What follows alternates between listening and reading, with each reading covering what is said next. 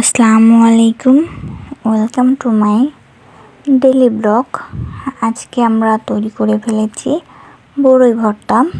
বড়ই ভর্তা তৈরি করার জন্য আমরা আমাদের মাঠের ওই দিকে চলে গিয়েছিলাম, কারণ আমাদের ওখান থেকে টাটকা ধনেপাতা তোলার জন্য।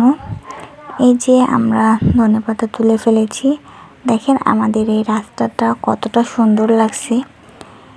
অনেক সুন্দর নয় রাস্তাটা, দেখেন অনেক সুন্দর লাগছে রাস্তাটা। এই যে আমরা এখন আমাদের গাছ থেকে বড়ই পেড়ে নিচ্ছি। এই যে আমরা বড়ই পেড়ে সব বড়ইগুলো এক জায়গায় করে নেব।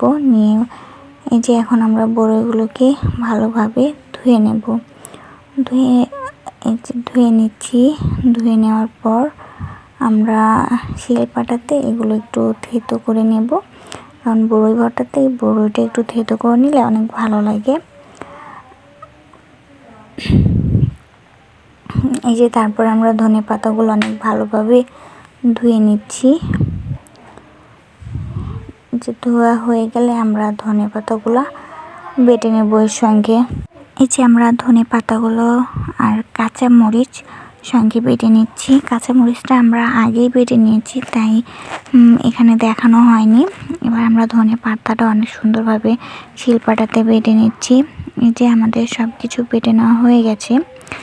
এবার আমরা এর ভেতরে একটু লবণ দিয়ে অনেক ভালোভাবে সুন্দরভাবে এটা মাখিয়ে নেব।